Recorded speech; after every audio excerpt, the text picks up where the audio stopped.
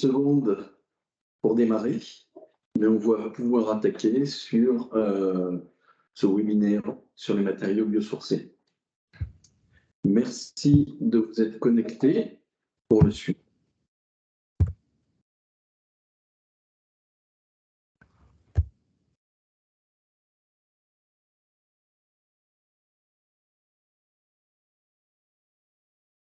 Je pense qu'on peut y aller 2 minutes, mais on va donner quelques informations en guise d'introduction et à chacun le temps de se connecter dans des bonnes conditions. Je voudrais tout d'abord remercier à la fois Alexia Robin et Soline Famille qui ont organisé ce webinaire et bien entendu Construction 21. Pourquoi j'officie pour ce webinaire? C'est que j'ai été contacté et sollicité dans le cadre des dossiers de Construction 21 pour coordonner un dossier sur les matériaux biosourcés. Et on avait voulu, avec mon partenaire pour le montage de ce dossier, Bernard Boyeux, qui travaille chez BioBuild Concept, on avait voulu donner une vision très transversale de ces matériaux biosourcés dans la construction. Et à ce titre, je vous invite à aller revoir le dossier sur le site de Construction 21. Vous y trouverez des informations à la fois scientifiques, techniques, sur les matériaux. Mais il y avait un point de faiblesse, c'est qu'on avait peu, voire pas suffisamment de retours par rapport aux réalisations concrètes intégrant les matériaux biosourcés. Et c'est la raison pour laquelle on a été vers un webinaire aujourd'hui qui donne la part belle à ce retour d'expérience. Les matériaux biosourcés aujourd'hui, on en a une belle maîtrise, je crois, et c'est une solution qui, dans le domaine de la construction, est mature. Et donc, aujourd'hui, on va vous montrer qu'il y a des réalisations concrètes intégrant des matériaux biosourcés avec un certain nombre de qualités. Et donc, vous allez avoir 3 personnes qui vont vous faire plusieurs retours d'expérience sur ces matériaux. Quelques mots d'introduction. Donc, je suis Laurent Arnaud, je travaille au CEREMA, qui est un bureau d'études public, et je pilote le domaine du bâtiment au CEREMA. L'un des axes de développement dans notre communauté bâtiment est de travailler, de valoriser les matériaux bio et géosourcés. Et donc, je vais donner la parole très rapidement à plusieurs personnes qui vont nous donner un regard, un retour d'expérience sur ces matériaux biosourcés. Et comment aller chercher des personnes idéales pour parler de ces matériaux? On s'est simplement penché sur les projets qui avaient été présentés au Green Awards Solutions pour 2023. Et donc, vous aurez l'opportunité de voter pour ces projets, pour ces solutions, entre le 28 mars et le 28 avril, si je ne me trompe pas.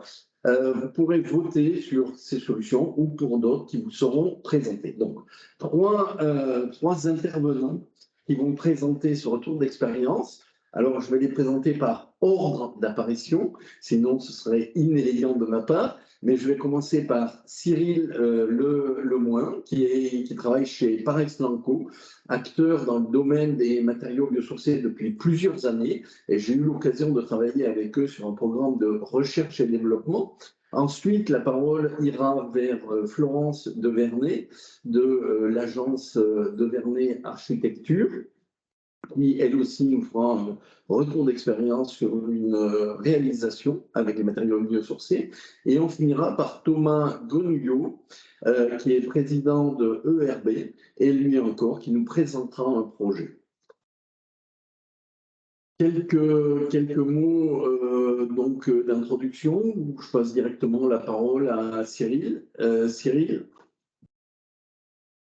je te laisse te présenter directement et présenter le retour d'expérience dont on a parlé. La parole est à toi. Merci Laurent. Bonjour à tout le monde. Je suis Cyril Lemoin. Je travaille au service marketing chez Parex Lanco. Parex Lanco, nous fabriquons sur nos 6 sites en France et commercialisons par l'intermédiaire du réseau de distribution spécialisé Des solutions pour les façades neuves, anciennes, et aussi des isolations thermiques par extérieur. Des solutions pour les sols et pour le gros œuvre. Comme le disait Laurent lors de son introduction, nous avons développé il y a quelques années une solution chaud-chambre destinée à nos clients façadiers. Et nous souhaitons, à travers cette solution, contribuer à la diminution de l'empreinte carbone des produits bâtiments tout en améliorant le confort de vie des occupants. Alexia, je te laisse passer à la slide d'après. Donc, on s'est très vite dirigé vers la solution chaud-chambre parce que c'est un matériau déjà réputé et disponible en local, une filière qui est existante sur l'exploitation de ce matériau-là et sur lequel on a un retour d'expérience dans le bâtiment avec cette solution-là. Donc le chanvre, hein, dans la partie biosourcée au niveau du bâtiment, c'est la deuxième ressource la plus utilisée après le bois.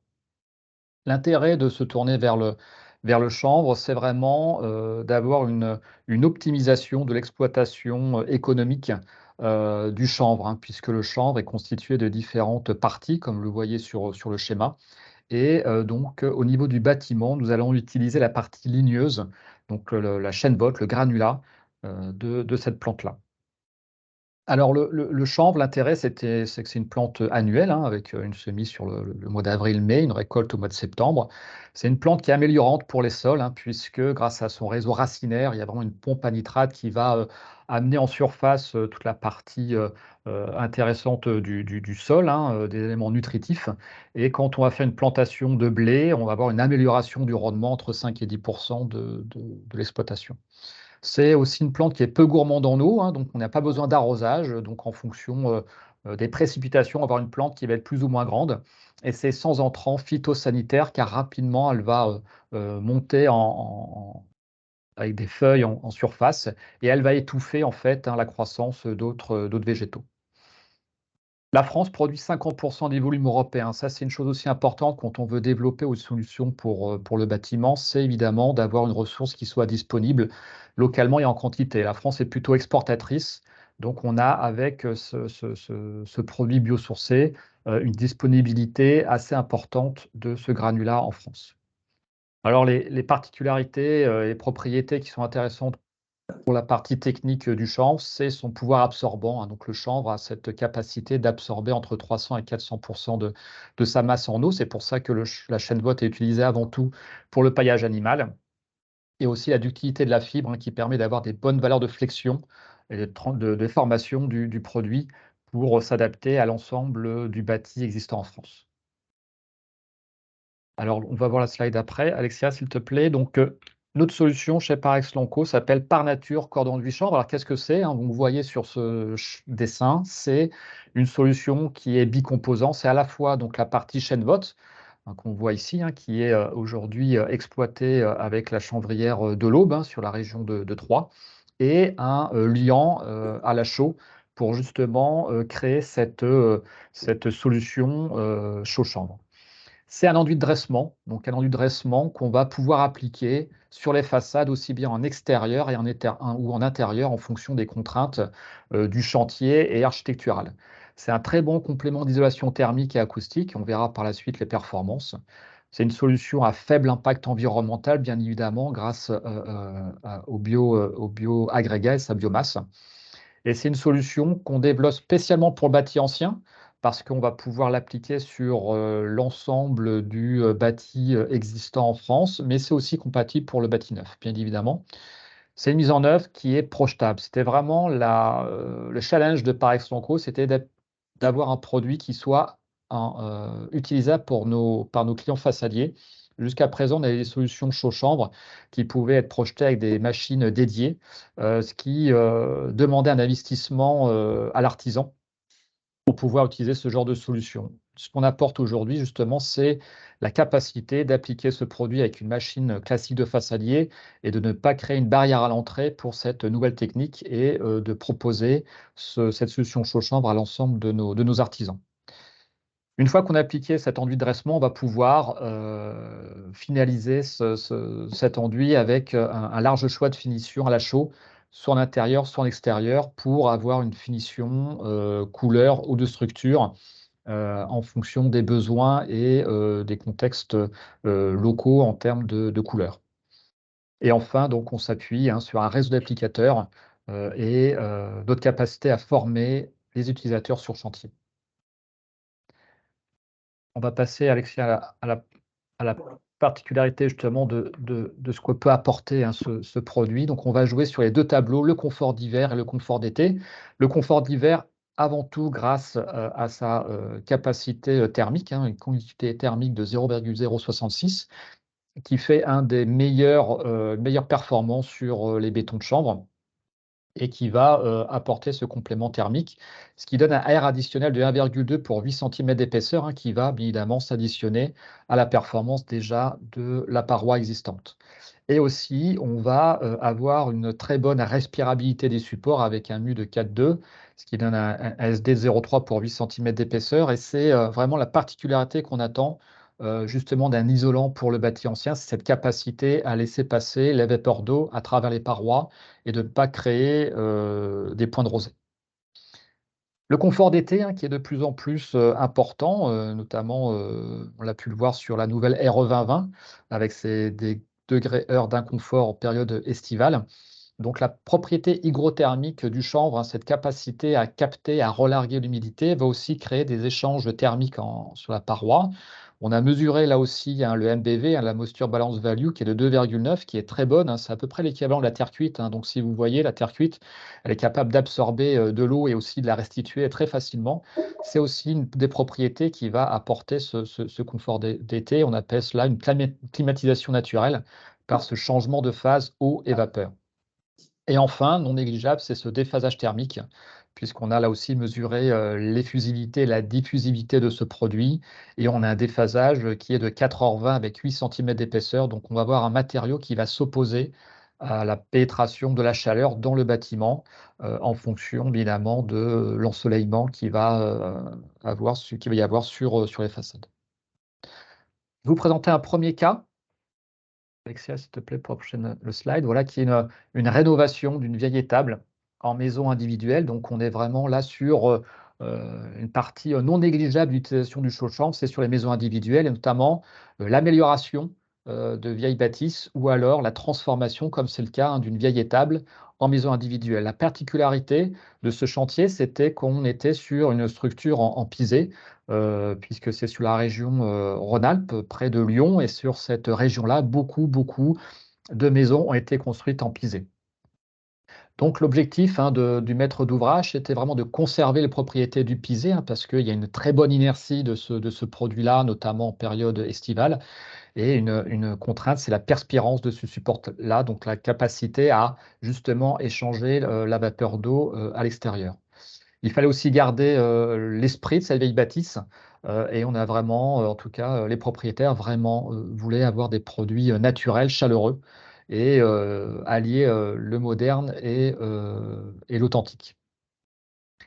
Donc on va voir par la suite ce qu'on a pu apporter. Donc en termes de rénovation énergétique, donc le travail sur l'enveloppe, ça a été donc de conserver ce mur en pisé de 40 cm et d'ajouter en extérieur 8 cm de par nature qu'en enduit chanvre, avec 1 cm d'enduit décoratif en extérieur, plus 1 cm d'enduit à la chaux à l'intérieur. Au niveau des ouvrants, donc des fenêtres aluminium double vitrage ont été réalisées avec une ouverture plus importante pour laisser passer la lumière. Et au niveau énergétique, chaleur, il a été installé une pompe à chaleur électrique et un poêle à bois en complément. Sur le retour d'expérience au niveau du chauffage, on a relevé donc les consommations énergétiques au niveau des factures, et donc on a une réduction de 30% de la facture énergétique au niveau de ce bâtiment qui, bien évidemment, est classé aussi dans les zones qui sont peu froides. Mais ça corrobore aussi aux études qu'on a pu réaliser avec un institut qui s'appelle Pouget, Intermicien en région parisienne, où là aussi, notamment sur des modèles de immeubles haussmanniens, on avait aussi des réductions de factures énergétiques aux alentours de 30%. Et on a répondu bien évidemment à l'attente d'écomatériaux, puisque nous avons une fiche de données environnement et sanitaire sur la base Ignes, où on a mesuré une empreinte carbone de 6,32 au mètre carré, soit l'équivalent de 4 fois moins qu'un enduit classique pour les mêmes épaisseurs. Donc cette dépense, on va dire, carbone est neutralisée au bout de 3 ans grâce à l'économie d'énergie. Et on a un carbone économisé sur 50 ans aux alentours de 44 tonnes pour le gaz et 35 tonnes pour l'électricité. Vous avez bien évidemment À cause des cette... retraites. Donc demain, je pense que ça va être encore pire. Ah, on a une personne qui... Ah, ça y est. On entendait une personne, ça y est, le micro a été coupé. Vous pouvez voir donc cet exemple, justement, donc, qui a été présenté au Green Solution Awards il y a 2 ans sur le site de Construction 21. Alexia, je te laisse présenter le deuxième cas. Voilà, donc un deuxième cas. Donc, je voulais présenter aussi un ERP, hein, parce qu'on a effectivement beaucoup de retours d'expérience de maisons individuelles. Le cas que je vous présente là, c'est la rénovation d'une crèche des Cèdres, la crèche des Cèdres à Puteaux. Donc, c'est un ancien hôtel particulier du 19e siècle qui a été racheté par Puteaux il y a quelques décennies, qui a été transformé en crèche municipale et qui a fait l'objet donc d'une rénovation assez globale il y a 3 ans. Et l'ambition, c'était bien évidemment de rénover ce vieux bâtiment en essayant de garder son cachet d'autrefois. Donc, on peut le voir sur le slide d'après, Alexia, il y a eu voilà, une vraie refonte intérieure-extérieure, hein, de ce bâtiment, avec une part belle, hein, du bois, hein, puisque les crèches des cèdres s'appellent cèdres parce qu'il y a 2 énormes cèdres qui sont plantés sur la parcelle. Et donc, il y avait une attente assez particulière de l'architecte pour justement avoir un maximum de produits naturels au niveau de l'aménagement intérieur et par homologie aussi, une utilisation de produits biosourcés naturels en extérieur. Donc on va voir sur le slide, d'après, ce qu'on a pu, répondre en termes de cahier des charges. Donc au niveau architectural, hein, donc c'est, le cabinet Altana Architecture qui a géré ce chantier et Joël, Malartel qui, était, responsable au niveau architecture de ce projet, voulait, vraiment, une rénovation de ce bâti ancien avec une amélioration de l'isolation thermique, donc un complément d'isolation thermique, chose qu'il a pu trouver avec la solution par nature qu'en enduit chanvre. Ce qu'il voulait aussi, c'était une solution qui était projetable pour s'adapter aux différentes épaisseurs. Donc les solutions avec des panneaux préfabriqués étaient compliquées à mettre en œuvre parce que lors du piochage de l'ancien enduit, qui était plutôt un enduit ciment d'ailleurs sur ce produit, sur ce bâtiment-là, on avait des épaisseurs qui étaient très variables. Donc une solution projetable permettait de rattraper ponctuellement les différences d'épaisseur. Et bien évidemment, il voulait aussi une finition décorative à la chaux, et l'intégration des moulures et bandeaux, d'antan pour, animer, la façade et se rapprocher, au maximum du bâtiment originel. Ce que le maître d'œuvre aussi, souhaitait, bien évidemment, c'était, la garantie des performances des solutions, qu'on apportait et là, nos différents PV qu'on a pu, réaliser avec des cabinets extérieurs ont pu, démontrer et montrer, les performances, de ce produit-là et aussi on a apporté une essorabilité de la solution grâce aux règles professionnelles de construire en chanvre. C'est vrai que quand on parle de nouvelles solutions, notamment dans le bâtiment, on n'est pas dans le DTU, on n'a pas d'avis technique, donc on a besoin, d'avoir une certaine, légitimité, assurabilité de nos produits et les règles professionnelles de construire en chanvre apportent, ces garanties-là.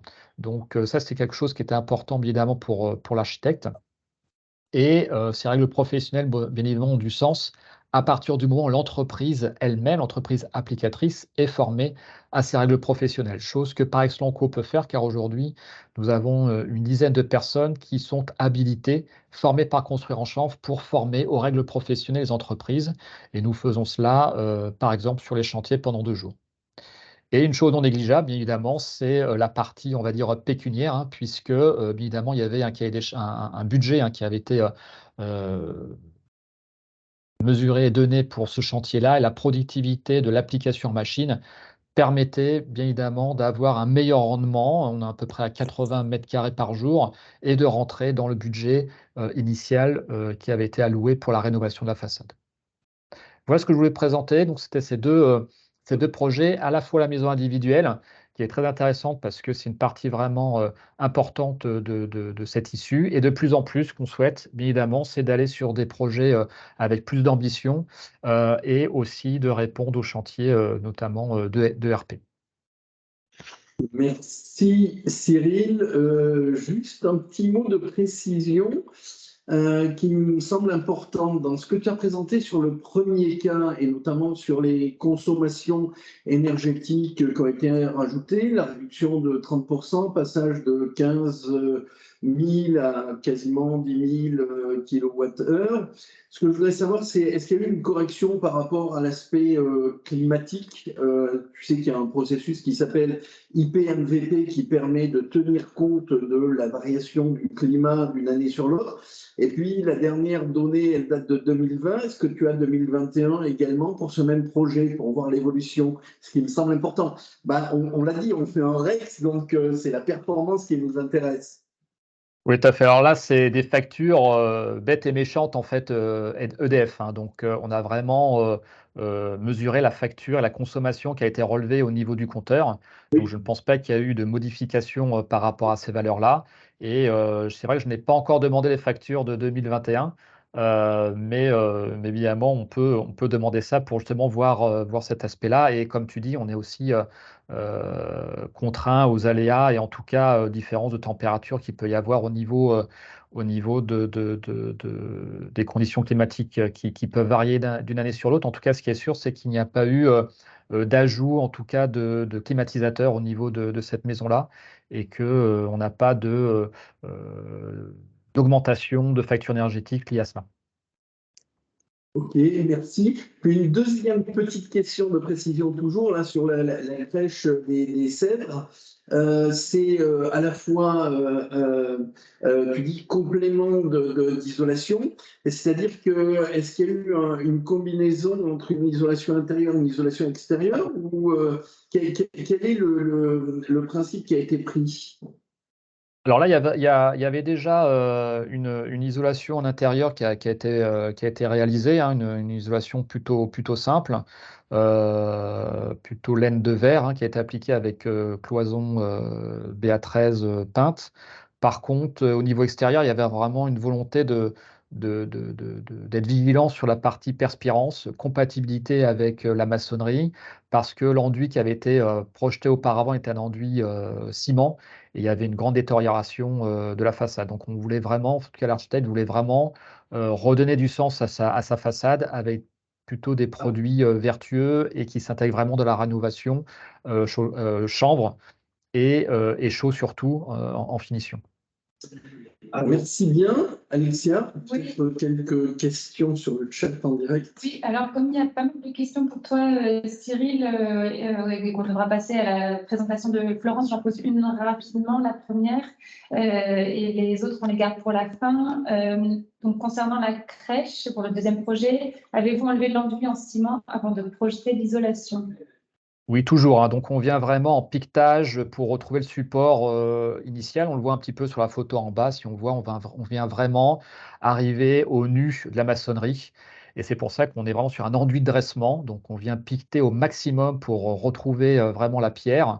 Et une fois qu'on a retrouvé sa pierre, on vient charger entre 2 et 8 cm d'épaisseur ce corps d'enduit. Et on vient faire une finition de 1 cm à la chaux. Merci. Merci. Donc, on va passer maintenant la parole à Florence de Vernet. Par rapport à la question qui a été posée, Florence, c'est Alexia qui passera les slides en essayant de s'adapter en synergie au discours. Donc, ça s'est quasiment pas vu sur le premier, mais elle peut encore s'améliorer. Parfait. Alors, Florence va nous présenter elle aussi, et c'est une école, un projet local, c'est l'école du chat perché. Donc, à toi, Florence. Oui, bonjour. Donc, moi, c'est Florence de Vernet, je suis architecte et architecte du patrimoine. Notre agence est ciblée dans 3 domaines, la construction bioclimatique et passive en écomatériaux. La restauration Oui, du donc, patrimoine. oui, le problème, c'est que je suis en visioconférence avec mon téléphone. C'est pour ça que ça passe pas. J'allais te rappeler, mais non, je peux pas. On va essayer de couper le son au téléphone. A Est-ce que priori, vous m'entendez bien? pilotage. À toi, Florence. Vous m'entendez bien ou... Oui, si tu pouvais te rapprocher du micro, ce serait mieux, je crois. J'essaye au mieux. Hein. Donc du coup, je disais qu'on était spécialisé dans à la fois les constructions bioclimatiques passives en matériaux biosourcés et la restauration du patrimoine, la réhabilitation et tout ce qui est projet urbain dans la reconversion de friches, de sites industriels et la revitalisation de centres-bourgs. Et toujours avec la même thématique au niveau de l'environnement. Donc là, je vais vous présenter un projet qui est l'école du Chat-Perché, où il y a une volonté, c'est un projet qui avait une volonté d'avoir des objectifs environnementaux assez poussés, parce que les élus étaient très sensibles, et donc ils étaient partis sur un projet en économie circulaire et à énergie positive. Donc c'est une école primaire qui est située à Kistinic, dans le Morbihan, et dont le site est implanté pour regrouper des activités des enfants et à égale distance des deux écoles existantes. Donc, on a une nouvelle école qui se crée en extension du pôle enfance jeunesse qui est situé sur la parcelle. Vous l'avez en fait sur le slide.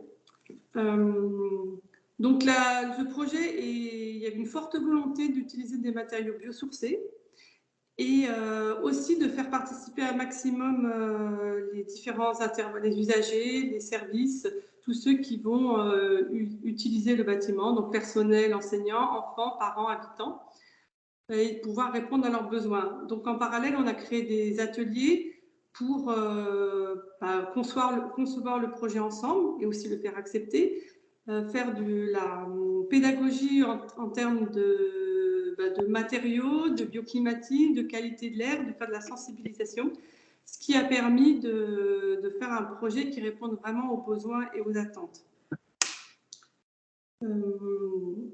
Donc, vous avez un slide où on montre l'étendue du bâtiment qui fait 700 mètres carrés. Et donc, c'est un bâtiment conçu en ossature bois isolé en bottes de paille qui a été prélevée sur la commune, puisque nous avons un élu qui est agriculteur et qui donc a semé le blé et récolté la paille avec des habitants et mis en bottes. Et après, on a une entreprise spécialisée dans la paille qui est venue remplir des caissons de toiture en bottes de paille. Et pour les parois verticales, on a organisé des chantiers participatifs avec tous ceux qui étaient prêts à mettre la main à la pâte. Et tout ça encadré par l'entreprise qui est sur ce projet Ecopaille basé à l'Arrêt.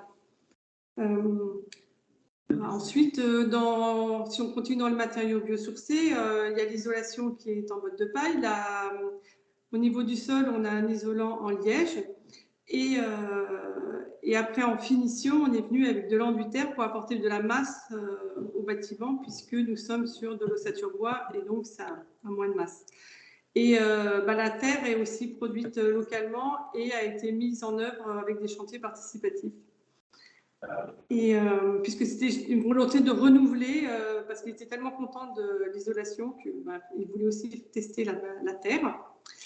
Et donc tout ça pour dire que ce projet qui est conçu avec une qualité de l'air importante, optimisée, la perméabilité des matériaux, puisqu'on a de l'isolation en botte de paille, l'enduit-terre, et en finition un bardage bois en châtaignier local, puisque Kistinic veut dire la châtaigneraie, donc le bois, l'essence du châtaignier était un élément important. Donc, on a le bardage et on a aussi tout ce qui est menuiserie. On est sur des grandes menuiseries en bois, triple vitrage avec en essence de châtaignier. Et voilà. Qu'est-ce que je peux vous dire en plus sur ce bâtiment? Oui. Est-ce que vous voulez que j'avance sur la slide suivante? Oui, je ne sais plus du coup où est-ce que vous êtes sur la... On est sur un programme sur mesure réalisé collectivement. En fait, après, il faut avancer où on est sur la qualité de vie, de confort du bâtiment, où là, on a fait un schéma qui montre à la fois la compacité du bâtiment et de manière à pouvoir, du coup, à être couvert le plus au soleil et avoir moins de consommation d'énergie, puisque c'est un bâtiment qui est très performant, qui a peu besoin de chauffage et qui est ventilé avec une centrale, une CTA, une centrale de traitement de l'air, qui permet d'avoir un air sain renouvelé en continu, puisque c'est basé sur une sonde de CO2. Et au niveau de l'apport solaire, nous avons des grandes baies vitrées qui sont bien orientées et qui permettent du coup d'avoir cet apport d'énergie gratuite. Et le bâtiment est à énergie positive, car on a installé sur une grande partie de la toiture du préau 200 mètres carrés de panneaux photovoltaïques qui permettent une production qui est revendue, qui est redonnée dans le réseau, puisque on sait que la production est optimisée, notamment les périodes où l'école est fermée. Voilà. Donc il y a, si vous voulez, dans le bâtiment, dans son ensemble, il y a une vraie réflexion sur toujours faire des choix pragmatiques. On veut être le plus vertueux possible, mais tout en ayant les pieds sur terre et en utilisant, si possible, un maximum de matériaux biosourcés. Et je pense que le challenge, on l'a plutôt bien fait. On le voit dans le slide sur les ressources locales, où je vous ai remis le bois, le châtaignier, la terre, et ce qui était un élément vraiment important dans ce projet. Et vous avez le slide suivant, consommer moins et mieux, qui montre que comme on a travaillé beaucoup sur aussi l'apport de lumière, avoir le peu de besoin d'électricité, et donc avoir des espaces bien éclairés et très agréables. Et ce bâtiment est in fine quelque chose qui, après 1 an d'utilisation, est vraiment très bien ressenti. Les enfants, quand ils rentrent, sont assez calmes. Le matériau terre et bois montre une ambiance feutrée qui les fait qu'ils sont assez calmes. En tout cas, c'est le retour que j'ai eu des enseignants. Et au niveau on a beaucoup travaillé aussi au niveau de l'acoustique, puisque c'est un élément important. Et c'est vrai que l'avantage de la paille avec la terre, comme c'est des matériaux qui permettent aussi d'avoir un meilleur confort acoustique. Voilà.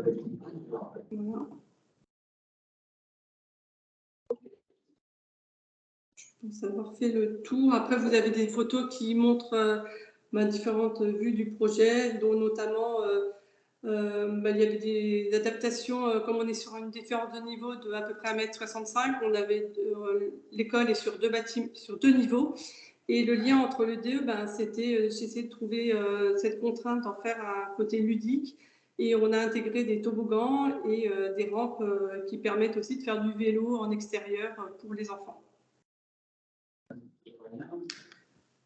Voilà. Merci de cette présentation. Juste un petit point d'information complémentaire. Je trouve que l'orientation prise dans le projet sur la qualité d'air intérieur est tout à fait louable. Je voudrais juste redire que d'un point de vue réglementaire, il y a aujourd'hui nécessité à avoir dans les salles d'enseignement, et de manière incrémentale depuis les plus jeunes âges, et puis ça va remonter, l'obligation de faire un certain nombre de mesures. Donc, même si c'est imposé, il faut les faire, mais que ce soit au niveau de la conception, que la qualité de l'air intérieur ait été mis comme l'un des points d'importance, est à mon sens une très bonne démarche. Est-ce que vous avez, alors tu nous as parlé un petit peu du retour de la part des usagers, je pense que c'est très bien d'avoir ce retour, mais est-ce que vous avez des mesures objectives? Et pourquoi je pose la question, c'est qu'en ce moment, le CEREMA est en train de terminer une étude, un programme de recherche et développement qui s'appelle EMI Bio, pour avoir un retour d'expérience sur quelle est la qualité d'air intérieur dans les réalisations avec des matériaux biosourcés. Et donc, on doit sortir le rapport courant 2023. Mais moi, j'aimerais bien avoir ton avis là-dessus et savoir si vous avez réalisé des mesures. Alors, on n'a pas réalisé des mesures telles que mentionnées. puisque en fait, comme on est sur une centrale de traitement de l'air qui mesure la qualité de CO2, c'est vrai que du coup, au niveau du maître d'ouvrage, ils ont considéré que ça suffisait, qu'il n'y avait pas besoin de faire des tests complémentaires. Oui, Voilà. bon, Après, moi, je sais que sur un autre bâtiment, on a fait par rapport au radon, mais c'est un autre sujet, et là, il n'y en avait pas. Très clairement, le CO2 est le premier polluant analysé et là-dessus porte effectivement la nécessité de faire des mesures. Mais au-delà de ça, est-ce que vous avez testé d'autres polluants vis-à-vis potentiellement de ces ambiances au sein de maisons intégrant des matériaux biosourcés et Non, on biosourcés? n'a pas fait d'autres tests. Ok. Eh ben, je vous mets en termes de teasing une date vis-à-vis du futur, celui d'aller regarder les résultats du programme ENI Bio, ENI. C'est un programme qui est financé par l'ADEME et sur lequel nous communiquerons au niveau du CMA. Peut-être une ou deux questions complémentaires de la part d'Alexia, des questions que vous avez posées sur le chat. Et juste un point de précision, toutes les questions seront transmises aux intervenants de manière à ce qu'ils puissent vous apporter des réponses individuelles par rapport à vos questionnements. Merci. Merci Florence pour la présentation. Alors Aurélien Rouget se demande quelle est la consommation en mètre carré en chauffage pour l'école. Alors, c'est inférieur à 15 kWh par mètre carré par an. Je n'ai pas le chiffre exact, mais je pourrais aller le rechercher et vous le transmettre. Parfait. Effectivement, les questions, on va en poser un certain nombre. Il y aura un temps dédié à la fin des présentations. Si jamais il reste des questions non répondues, on y répondra, enfin, les intervenants y répondront par écrit pour qu'on vous les fournisse aussi avec le replay et la présentation. Donc, n'hésitez pas à les poser. Et donc, Florence complétera sa réponse. Oui, parce que je vous les avais transmis. Parfait. On en fait une petite dernière de Soumia Djenan de Maison d'Arbal qui se demande ce que vous pouvez dire sur le géobiosourcé et l'aéromora. Sur le biosourcé, c'est un super matériau qu'il faut essayer de faire passer au maximum. Et là c'était même plus large, je pense, la question. C'était le géobio, donc le fait d'avoir associé les matériaux biosourcés et géosourcés, et peut-être avoir quelques indicateurs sur les impacts carbone qui ont intégré la RE 2020. Et je pense que c'est un élément essentiel d'évolution. On est passé d'une réglementation thermique à une réglementation environnementale. Sur l'aspect environnemental, le fait d'associer bio et géosourcé, ça vous a apporté quoi? Oui, c'est un peu compliqué cette question. Parce que si vous voulez, c'était déjà une volonté des élus de la commune de partir là-dessus. Donc, c'est une sensibilisation par rapport à notre environnement. L'importance d'essayer d'avoir des matériaux le plus locaux possible et qui ont un impact carbone, pareil, minimiser l'impact carbone. Donc, qu'est-ce que ça nous a apporté? Je dirais pas que pour moi, c'est pas des chiffres. Pour moi, c'est le fait de prendre en conscience que dans le monde actuel où on vit, il faut qu'on fasse tous des efforts et quand on peut le faire, il faut y aller, quoi. Et éviter d'utiliser ce qui est facile et qui consomme beaucoup d'énergie. Et donc voilà. Après, pour revenir à votre question de consommation, j'ai ma collègue qui me l'a envoyé. En fait, le chiffre est faussé parce qu'on a les panneaux photovoltaïques, donc on est à moins 13,7 kW. Voilà.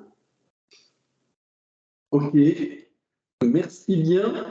On pense maintenant au troisième intervenant, la troisième partie. Là encore, un retour d'expérience. Ça va être sur une maison individuelle dans un écoquartier et on va voir qu'au-delà des matériaux biosourcés, d'autres solutions bas carbone, d'autres techniques ont été utilisées. Et donc, je passe la parole à Thomas Grenouillot, qui est président de l'ERB.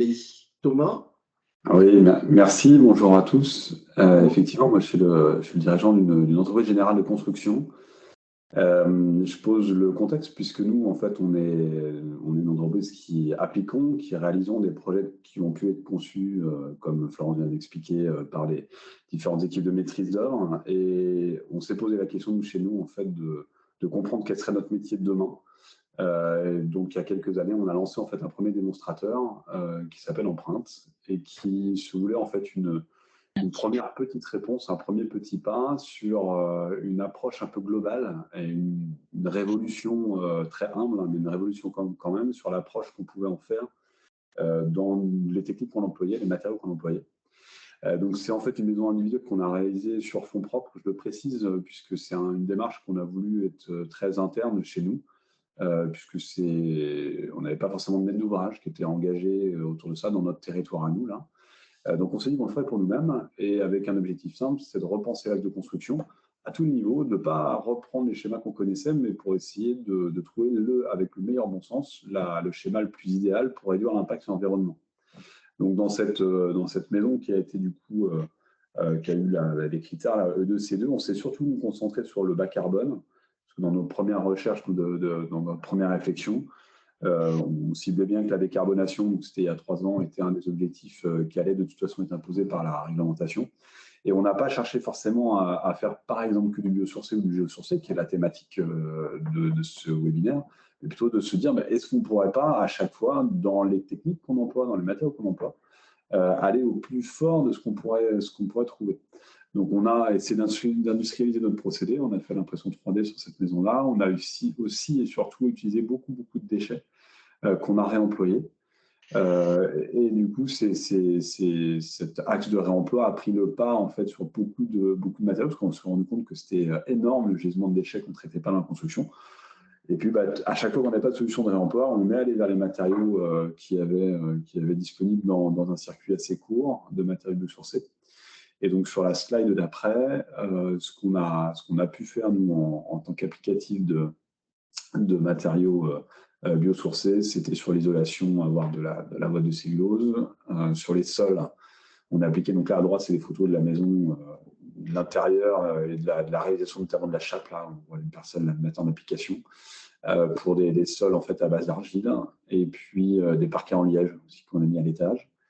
On a utilisé pas mal de bois aussi dans cette construction. Alors nous, on est une entreprise, on va dire, dans le béton historiquement, mais là, on a engagé cette révolution qui était de dire qu'il ne fallait pas être dogmatique, il faut surtout trouver le bon matériau au bon endroit.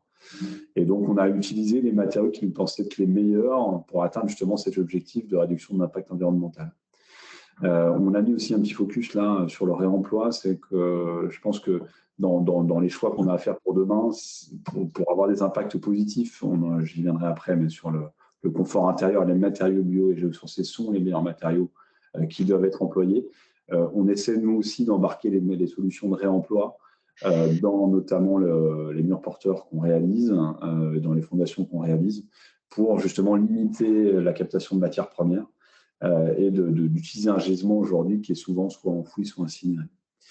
Donc, au-delà en tout cas de ce projet-là, ce qu'on veut aussi expliquer, c'est un peu la démarche qu'on a, c'est sur la slide d'après, qui est nous une démarche très systémique, où on a à gauche le projet Empreinte, qui est une approche que j'évoquais là, très globale, mais on a aussi des démonstrateurs qui sont, on ne voit pas forcément les années sur tous les projets, là, mais les 3 projets de droite, là, Optima, Objectif Terre et 4 sont 4 actions qui se réunissent pour justement avoir des modèles plus vertueux. Ce qu'on a essayé nous de faire, c'est d'avoir une approche qui était donc globale, j'en ai parlé, une approche ensuite qui a été d'ingénierie, donc c'est un démonstrateur qu'on lance cette année pour, au-delà du bon matériau qu'on mettrait, comment est-ce qu'on pourrait optimiser sa quantité, puisque si on optimise sa quantité, on diminue quand même les impacts, quoi qu'il se passe. On a aussi une approche sur Objectif Terre qui est l'ultra circuit court, c'est-à-dire qu'on cherche à récupérer en fait la terre du site de construction pour en faire des murs porteurs. Donc c'est 1 an de R&D, on appliquera, c'est un projet qui est soutenu par la région, mais on appliquera l'année prochaine la construction d'un premier bâtiment autour de ces technologies-là, qui sont pour nous des technologies d'avenir et qui limitent en fait le déplacement des flux. Donc tout à l'heure Florence parlait du local et c'est bien évidemment là l'enjeu, c'est d'avoir une approche la plus concentrée possible en termes d'application. Donc là, il n'y a rien de plus court que de prendre la terre qu'on excave lors des fondations pour le remettre dans la construction elle-même. Et puis le programme tout à droite, qui est un programme 4, qui est aussi un démonstrateur, où là, on réalise en fait 4 maisons avec 4 modes constructifs différents. Et on cherche en fait à comprendre comment l'impact des solutions qu'on va mettre en place, nous, en tant qu'applicateurs, des solutions techniques, en instrumentant les maisons, on va pouvoir surtout s'engager sur une performance du confort intérieur et de la qualité de vie. Donc, j'ai prévu de faire 2 focus sur Objectif Terre et 4 qui sont bien sensibles autour des thématiques du biosourcé et du géosourcé. Donc, sur la slide d'après, on a en fait le projet Objectif Terre. L'idée justement d'aller comprendre comment ce matériau-là qui revient effectivement à la mode, même si j'aime pas trop le terme, mais qui se réimpose à nous, comment est-ce qu'on peut par contre pour le massifier, l'appliquer de façon parfois un peu différente que les méthodes ancestrales. Le matériau terre est le matériau le plus employé dans le monde, mais pour autant la filière n'est pas en place. Tout est intéressant autour de ces matériaux-là. Moi j'ai plutôt choisi l'angle de se dire que si on voulait le dupliquer et d'en faire un élément qui pourrait être certifiable et assurable un peu partout, il fallait industrialiser le procédé. C'est là, nous, aujourd'hui, notre capacité, je dirais, d'aller faire des accords avec le CSTB et j'ai aussi d'ailleurs des échanges actuellement avec le CEREMA pour demain nous aider aussi à avancer un peu plus loin pour structurer un peu les filières. Puisque c'est un enjeu, au-delà du choix et des avantages je pense, sur ce webinaire, on a tous en tête, il faut aussi arriver à le mettre dans les mains de tout un tas d'acteurs qui, aujourd'hui, n'ont peut-être soit pas la capacité, soit encore aujourd'hui, peut-être pas l'envie de les traiter. Donc, nous, on essaie de faire ça. C'est un vrai laboratoire avancé pour certifier l'ensemble d'un process qui permettrait de massifier. Donc, ça, c'est pour Objectif Terre. Et sur la slide d'après, sur le projet 4, donc, c'est 4 maisons qu'on a, nous, souhaité identiques, c'est ça qu'on a mis entre guillemets identiques, c'est-à-dire qu'elles ont la même forme, la même morphologie, la même orientation, mais on les réalise de 4 façons différentes. Une en terre crue, une en ossature bois et isolant paille, et après une qui est en impression 3D sur le modèle un peu d'empreinte issue avec des matériaux de réemploi, et une autre classique. Alors, on a mis BioBrick, mais c'est de la brique classique. L'idée, l'enjeu sur tout ce projet-là, en tout cas, c'est de mettre des capteurs. Donc, on a fait le choix aujourd'hui d'une captation très ciblée, qui est de dire qu'on a des modèles théoriques qui nous disent que aujourd'hui, la Terre est intéressante d'un point de vue hygrométrique, de confort d'été, confort d'hiver. Et nous, l'idée, c'est sur les années à venir de tester ces 4 maisons-là et de pouvoir être transparent sur la donnée. Il y a trop aujourd'hui des fois fait de façon dogmatique, où on pousse une solution plutôt qu'une autre. Nous, on pense qu'il faut réapprendre un petit peu dans la construction. Nous, en tant que faiseurs et applicateurs, c'est là-dessus où on s'engage. Et le fait de mettre de la captation et de l'instrumentation permet de fiabiliser tout de suite avec un usage qui sera celui d'une maison classique, mais avec un angle clair et engagé sur le confort intérieur et la qualité de vie. Tout le reste a que peu d'importance, parce que c'est bien sur les 30 ans de vie du bâti qu'on doit juger un peu des qualités de la performance de ce qu'on construit. Et donc, ce que je voulais vous partager là, moi, c'est vraiment cette démarche qui est très engagée de notre part, de se dire que dans la construction, on doit vraiment challenger notre façon de voir sur 2 axes, la performance du bâti au sens performance de l'acte de construction pour décarboner, pour avoir des impacts les plus limités, mais aussi et surtout tourner vers une vision long terme de confort et de qualité intérieure. Pour ça, nous, on est convaincus aujourd'hui chez VRD, c'est pour ça qu'on va instrumenter pour le prouver demain, mais que les solutions de matériaux biosourcés et géosourcés sont la réponse pour ces 2 axes-là. Ça, c'est le fruit de nos réflexions et on se dit que pour demain, il faudra vraiment qu'on se coordonne dans toute la chaîne de valeur de la construction pour certifier encore un peu plus, fiabiliser la filière, la rendre assurable pour tous les types d'ouvrages, puisqu'il n'y a pas mieux aujourd'hui dans notre réflexion, en tout cas encore une fois chez VRD, de cette capacité de réponse à tout un tas de critères de multiples performances qu'il faut qu'on atteigne. Et c'est ça qu'on souhaitait, en tout cas je souhaitais moi vous partager par notre présentation. Je vous remercie pour votre écoute. Merci Thomas pour cette présentation. Et puis, pour ce projet qui, à mon sens, est vraiment intéressant à plusieurs titres, et je voudrais juste y revenir un petit peu. Alors, tu as parlé de mesures, d'instrumentation. Est-ce que tu peux nous en dire plus sur la nature des mesures qui seront faites? Je partage complètement avec toi deux points d'intérêt que tu as soulignés, et je voudrais les redire. Le premier, c'est objectiver ce que l'on a avec les différents types. Et tu as 4 modes constructifs qui sont complètement différents, à la fois par la nature des matériaux qui sont mis en œuvre, par le process de mise en œuvre. Et donc, je trouve que c'est extrêmement intéressant. Donc, le premier point, c'est objectiver. Ce que je voudrais savoir, c'est sur quels aspects. Est-ce que c'est purement thermique? Est-ce que vous allez travailler sur l'hygrothermique? Mais est-ce que vous embarquez également la qualité de l'intérieur?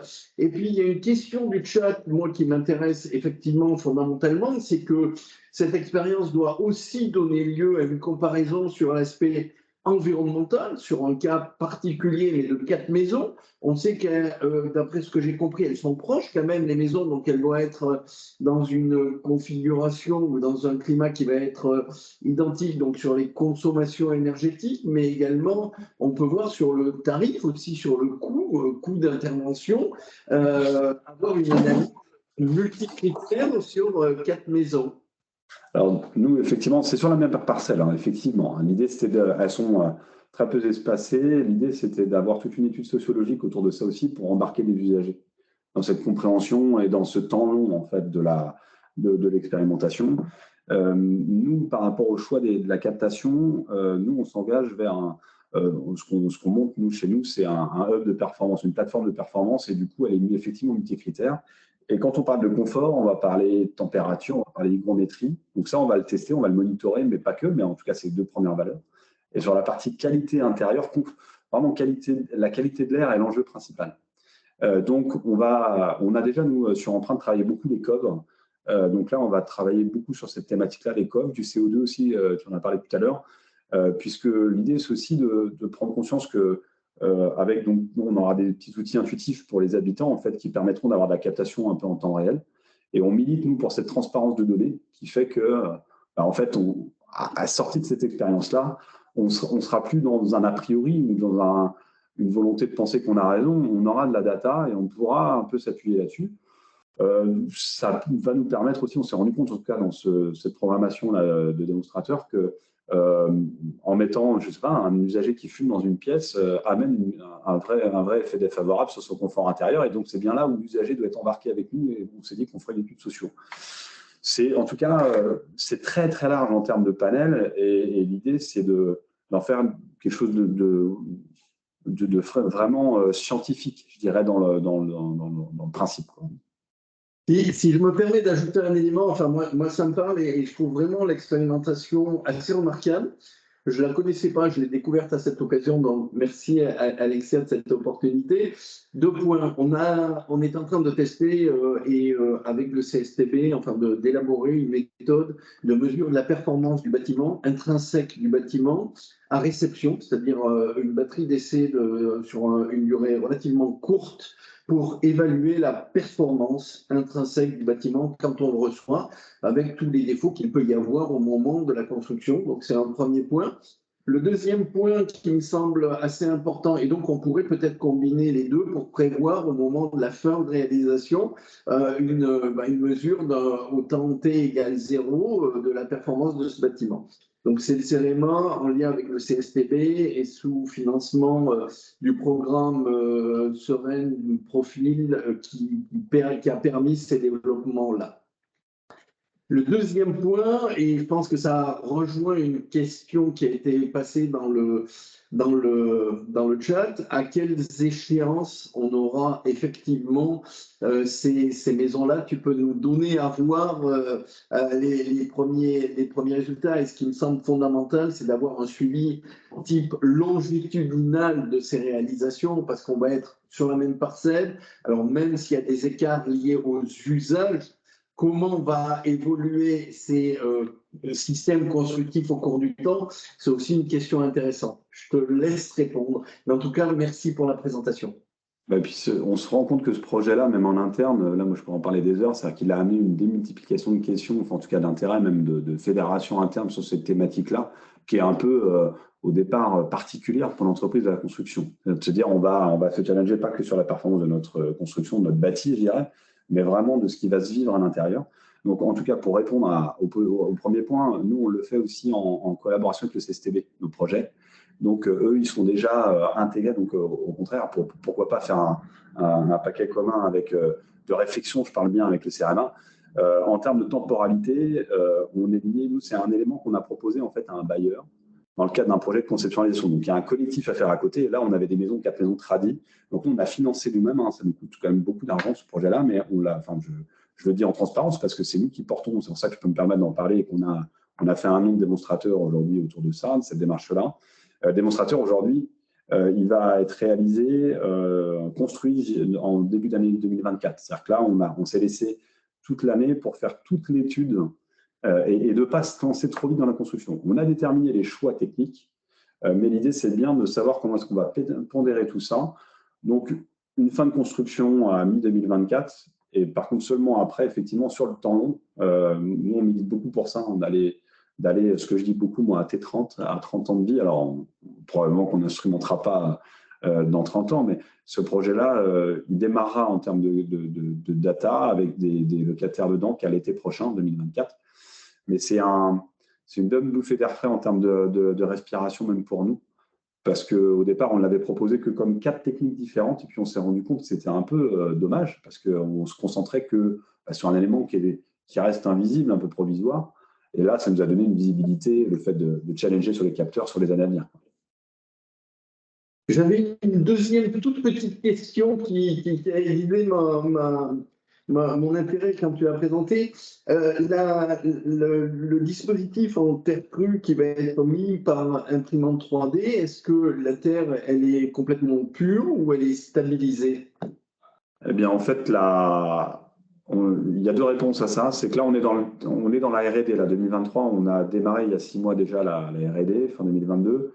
On se rend compte que là, on a plutôt une matrice qui est de dire, parce que nous, ce qu'on dit, c'est que il faut qu'on regarde la terre, ses qualités intrinsèques, et qu'on voit si on peut la réappliquer le plus localement possible. Et il y a des terres, en fait, qui sont difficilement applicables comme terre crue. Donc, le point de départ du projet, c'est bien la terre crue. On va savoir le faire, donc le mettre en place sans additifs, sans liant. Mais on a créé un deuxième parcours de R&D là, sur aussi une matrice qui nous permettrait, selon la configuration de la typologie de terre, d'ajouter des liants qui seraient végétaux pour justement quand même donner la possibilité de l'appliquer et de ne pas transiter la terre, la déplacer. Je précise bien pour dire que nous, on fait du porteur. C'est-à-dire que ce n'est pas du remplissage. On milite aussi pour dire qu'il ne faut pas forcément la structure bois pour porter ça. La terre peut être porteuse, c'est historiquement, elle a toujours été comme ça. Donc, c'est à nous de nous réinventer, de réapprendre des solutions, justement. Et donc, il y aura probablement les deux. Mais d'abord et avant tout, c'est de la terre crue quand même.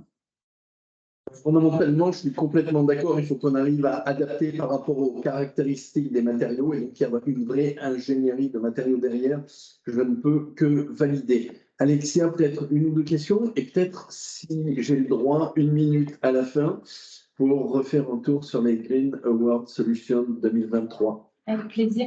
Alors oui, vous avez beaucoup de questions, on vous en remercie. Donc ça nous permet de conclure que ça vous a plu. J'espère en tout cas. On va peut-être, comme il ne nous reste pas beaucoup de temps, proposer une question à Cyril, une question à Florence et bien sûr toutes les autres questions, comme on vous a dit, on les reprendra pour y répondre dans un deuxième temps et on vous mettra tout ça sur Construction 21 à partir de 17h. Donc Cyril, une question qui nous vient de Hollande, si je ne me trompe pas, des Pays-Bas.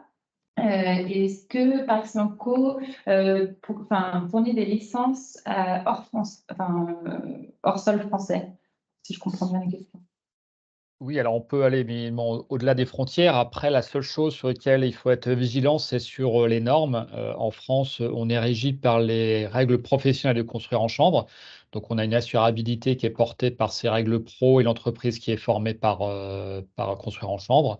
Dans les autres pays, il faut être juste vigilant sur les contraintes réglementaires, mais on peut bien évidemment passer les frontières sans aucun souci.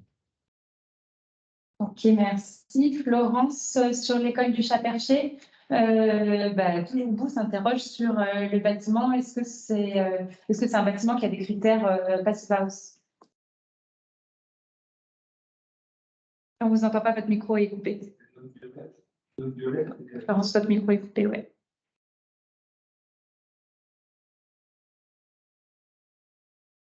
Excusez-moi.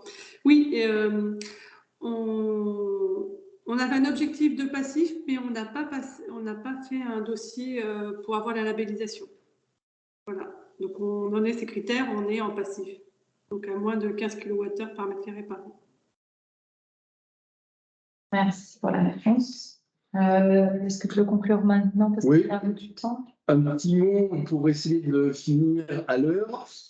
Sur les rencontres Green Solutions, comme vous l'avez vu, on a pu illustrer, on a voulu illustrer un dossier scientifique et technique et aussi de réalisation opérationnelle qui avait été fait sur les matériaux biosourcés. On est allé piocher sur un certain nombre de projets, donc on peut que vous inviter à aller voir sur le site de Construction 21 les solutions pour l'année 2022-2023.